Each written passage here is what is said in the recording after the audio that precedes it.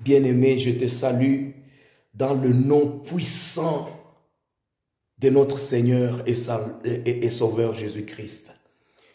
Que Dieu te bénisse. Nous nous disons toujours ceci, que Dieu te bénisse, que ce soit dans l'abondance, que ce soit dans la disette, que ce soit dans des problèmes, dans la joie. Nous disons toujours que Dieu te bénisse, que Dieu te bénisse. Nous sommes bénis, enfants de Dieu. Nous sommes bénis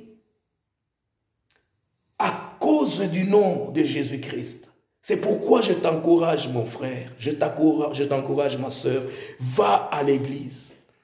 Si tu as la possibilité, va à l'église. N'aie pas l'habitude de juger. Qui sommes-nous, nous qui jugeons? Et tu dois savoir que le Saint-Esprit nous oriente en toutes choses. Il va t'orienter dans quelle église aller. Mais nous devons savoir que tous ceux-là qui servent l'Éternel, ils seront récompensés. N'aie pas l'habitude de te retirer. Puisque Paul dit, nous ne sommes pas de ceux-là qui se retirent pour se perdre. Même sur le brasero, quand il y a les charbons s'allument puisqu'ils sont ensemble. Quand tu prends un charbon, tu mets à côté, ce charbon-là ne peut plus porter le feu. Le Saint-Esprit est descendu le jour de la Pentecôte. Là où il y avait les disciples, ils étaient ensemble, unis. Ils partageaient le pain. Ils vivaient dans l'unité. Moi qui suis en train de te parler maintenant, j'ai reçu la bénédiction venant de Dieu au travers de l'Église. L'Église m'a enseigné, l'Église m'a éduqué. L'Église m'a enseigné comment vivre dans la société, comment vivre en famille. L'Église a été une bénédiction pour moi. Et je ne l'oublierai jamais que l'Église, c'est une grande bénédiction. Jésus-Christ est mort pour l'Église. Dieu aime l'Église. C'est pourquoi il dit, là où 2 ou 3 s'accordent à mon nom, je suis au milieu d'eux. Dieu est au milieu de nous. Le Seigneur règne au milieu de nous. Il est le maître des temps et des circonstances. C'est lui qui est le chef et le consommateur de notre foi. La Bible dit qu'il est doux et agréable que des frères demeurent ensemble. C'est là que Dieu envoie la bénédiction et la vie pour l'éternité. Quand les frères sont unis, le diable ne peut rien. Le diable vient régner là où il y a la division. Bien-aimés, soyons unis. Soyons unis. L'unité, c'est une force. Nous voyons tellement cette habitude de division parmi le peuple de Dieu. Je viens t'apporter ce message pendant ce temps terrible de la pandémie. C'est un temps décisif. N'attends pas que les choses changent. Ceux qui attendent que les choses changent attendront longtemps. Mais c'est le temps d'améliorer ta relation avec Dieu, ta relation avec ton prochain, d'aimer le prochain, de faire le bien. Tout celui qui n'a pas fait le bien qu'il devait faire est coupable devant Dieu. Je t'apporte ce message de Matthieu chapitre 14 où la Bible parle de Jésus qui marchait sur les eaux.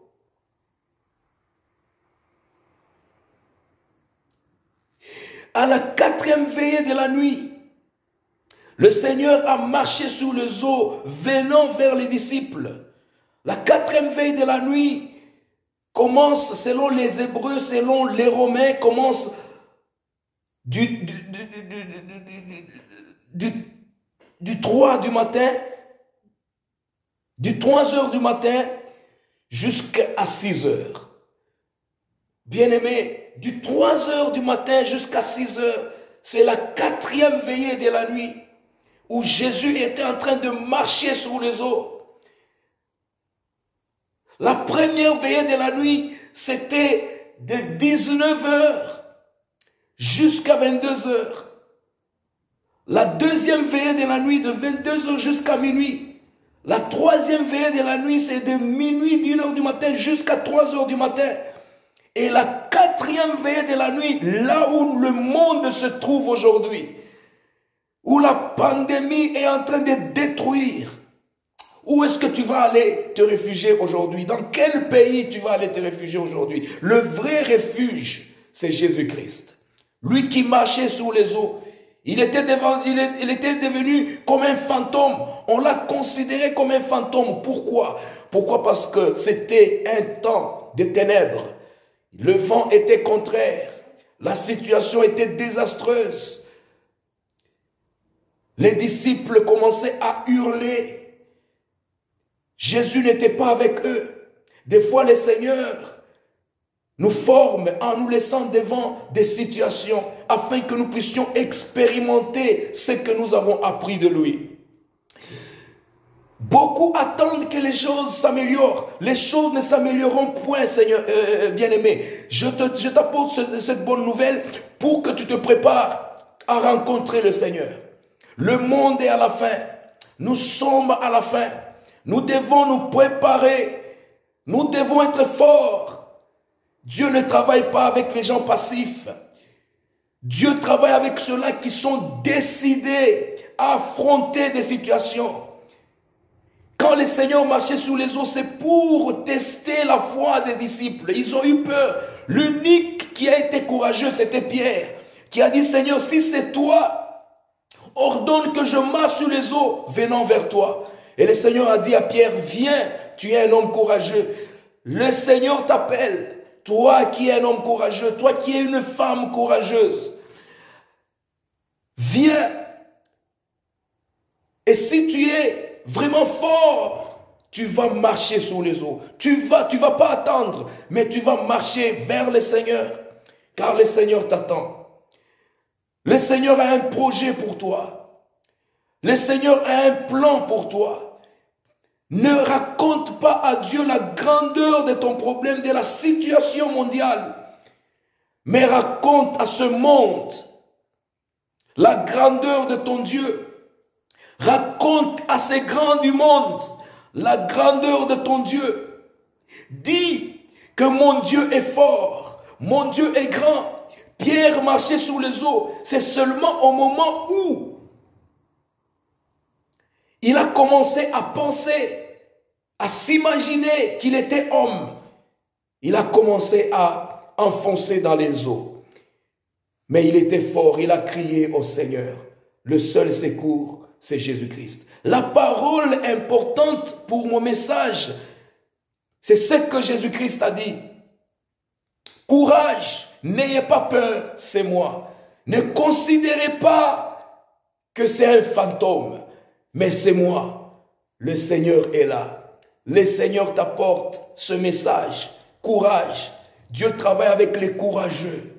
Dieu travaille avec les forts. Vous savez que Gédéon était petit et sa famille était la pauvre famille de Manassé. Mais Dieu a vu en Gédéon un enfant, un garçon fort. Il préparait à manger. Il était intelligent. C'était un homme fort, un petit mais fort. Dieu l'a utilisé pour libérer le peuple d'Israël. Bien-aimé, je t'apporte ce message. Le monde, les choses iront toujours de mal en pis, mais nous avons l'espérance en Christ. Sois fort et courageux. L'Éternel ne t'abandonnera point. L'Éternel ne te délaissera point. Il est notre Dieu. Il est notre Seigneur. C'est le moment d'expérimenter notre foi. Ce n'est pas le moment de se lamenter. Ce n'est pas le moment de garder la négativité. Ce n'est pas le moment de se diviser. C'est le moment d'être ensemble comme des fourmis. Être ensemble comme des abeilles pour faire une grande chose avec l'Éternel. Dieu descend là où il y a la foi. Dieu descend là où il y a l'unité. Notre Seigneur te bénisse et qu'il te fortifie. Sois béni dans le Seigneur. Yeshua Mashiach vit pour l'éternité. Amen.